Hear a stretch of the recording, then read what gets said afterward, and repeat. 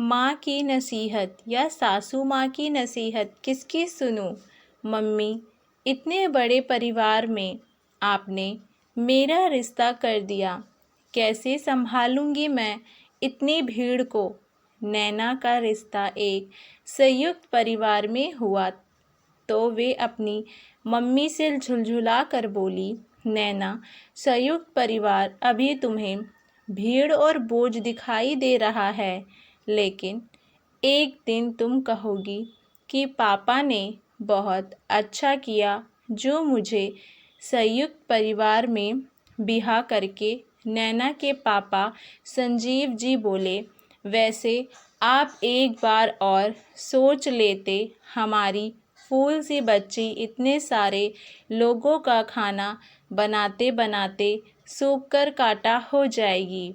मीना जी ने संजीव जी को कहा, तुम अपनी नसीहत अपने पास रखो और अपनी बेटी को भी ऐसे वैसे कोई नसीहत मत देना, वरना तुम उसका घर बर्बाद कर दोगी। संजीव जी ने मीना जी को चुप कराया और बाहर चले गए। उसी मुहूर्त पर नैना और समीर की शादी हो गई और नैना एक संयुक्त परिवार की बहू बनकर ससुराल आ गई। नैना को पहले ही दिन से अपने आसपास सब लोगों से चिढ़ होने लगी। ना तो वे घर के बच्चों से अपने आप को जोड़ पा रही थी और ना ही सास, नंद और जेठानी के साथ कोई लगाव महसूस कर रही थी। नैना हर वक्त अपने कमरे में ही रहती, अपनी माँ की नसीहत मानकर ना तो वे किसी काम को हाथ लगाती और ना ही किसी के साथ बैठकर बातें करती। अब तो शादी को भी 1 महीने से ज़्यादा हो गया था, लेकिन नैना अभी भी किसी काम को करने की कोशिश ना करती। एक दिन सासू माँ ने उसे समझाया, बहू, अब ये घर तुम्हारा भी है।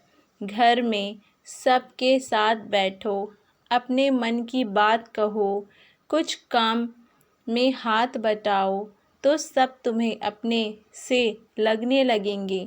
माँ जी, मुझसे ये घर के काम नहीं होते, इतने लोगों का काम मैं नहीं कर सकती। बहू, तुम्हारे घर में कोई भी काम किसी अकेले को नहीं करना होता, सारे काम सब मिल बांट कर करते हैं, जिससे एक अकेले पर जोर ना पड़े। रसोई के अलावा अपने काम खुद करते हैं। इस तरह घर के सारे काम कब हो जाते हैं पता भी नहीं लगता। तुम्हारी नंद और देवर भी कॉलेज जाने से पहले अपना कमरा साफ कर जाते हैं और अपने कपड़े भी धो जाते हैं। अगर तुम भी सबके साथ मिलकर रहोगी, सबको अपना मानोगी, तो तुम्हें भी अच्छा लगेगा और ससुराल में तुम्हारा मन भी लगेगा। सास की बात सुनकर नैना अपने कमरे में आ गई और अपनी मम्मी को फ़ोन करके सास की कई सारी बात बताई और बोली, मम्मी जी कह तो सही रही हैं, कभी जेठानी को अकेले रसोई में काम करते नहीं देखा, कभी जेठानी को सबकी ज़रूरत के अनुसार उनके आगे पीछे भागते नहीं देखा। कहीं ऐसा तो नहीं कि मेरे मन में बेमतलब का डर बैठ गया हो। नैना, तू पागल हो गई है। तेरी सास ने तुझ पर अपना जादू चला दिया है। इस तरह की बातें करके वे तुझे अपने झांसे में ले रही हैं। धीरे धीरे वे सारा काम तुझसे ही कराएंगे और सास नंद बैठकर आराम करेंगी। तुम्हारा दिमाग खराब हो गया है, अपनी ही बेटी के घर में आग लगा रही हो। ऐसे नसीहत दे रही हो जिससे उसका घर कभी नहीं बच सकता। जानती हो, कल दामाद जी का फ़ोन आया था, दुखी हो रहे थे। वे घर में सब लोग इतनी कोशिश कर रहे हैं, फिर भी नैना सबके साथ एडजस्ट नहीं हो पा रही है। पत्नी को भी नहीं छोड़ सकते और घर वालों को भी नहीं। शुक्र मनाओ कि तुम्हें इतना अच्छा दामाद मिला है।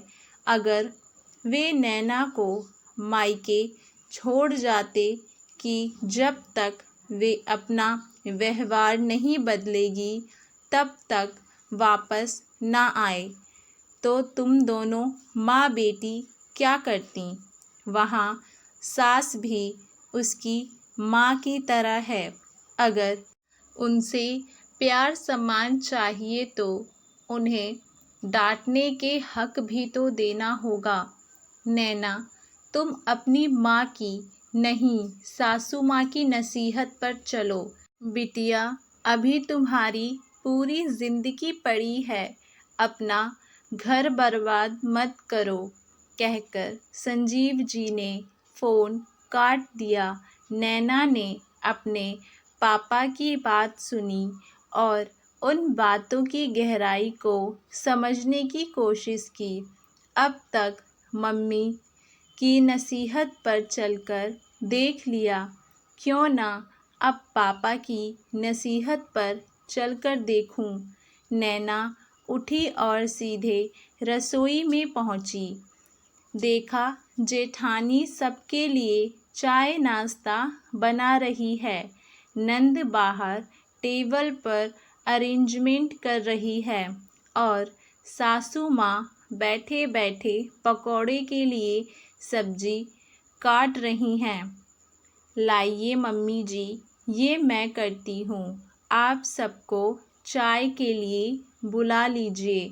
नैना को देख सासू माँ मुस्कुराई और बाहर चली गई। फिर दोनों जेठानी देवरानी ने हंसते बतियाते नाश्ता बनाया और सब ने एक साथ मिलकर चाय पी। रोज़ अकेले कमरे में चाय का स्वाद भी कड़वा सा लगता था। आज चाय में अलग ही स्वाद आ रहा था। साथ में गरम गरम पकौड़े और सभी सदस्यों की आपसी की बातचीत। समय कब निकल गया पता ही नहीं लगा। नैना को बहुत अच्छा लगा। रात को जेठानी से बोली, आज सब्जी मैं बनाऊंगी। आज अपनी पार्क कला को सबके सामने प्रदर्शन और सबके मुंह से अपने लिए तारीफ सुनकर नैना के अंदर जोश आ गया। अब नैना रोज़ ही सबके साथ बैठती, सबके साथ मिलकर काम करती। उसका मन घर में लगने लगा था, जिसका असर उसके चेहरे पर भी दिख रहा था।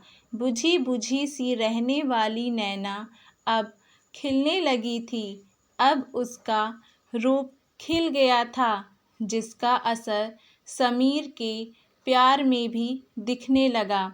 नैना सोच रही थी कि वे अब तक न जाने क्या खो रही थी। अगर पापा और सासू माँ की नसीहत ना मानती तो जीना ना सीख पाती। उसने खुश रहना सीख लिया था।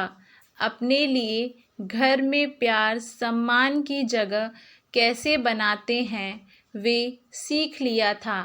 इस बार जब नैना अपने मायके आई तो उसका चेहरा देख उसकी माँ बोली, क्या बात है मेरी बेटी तो बहुत खिली खिली नज़र आ रही है। लगता है आजकल दामाद जी ज़्यादा ध्यान देने लगे हैं। नैना अपनी माँ के गले लगते हुए बोली, हाँ माँ, किसी की नसीहत से मिली सीख का असर है, कहकर नैना अपने पापा को देखकर मुस्कुराए। संजीव जी भी मुस्कुरा रहे थे। बेटी ने उनकी नसीहत मान ली थी। आशा करती हूँ आप सभी लोगों को हमारी ये कहानी पसंद आई होगी। आप लोगों की इस कहानी को लेकर क्या राय है, हमें नीचे कमेंट बॉक्स में अपनी राय ज़रूर बताइएगा और हमारे चैनल वाणी वॉइस को लाइक, शेयर, सब्सक्राइब करना ना भूलें।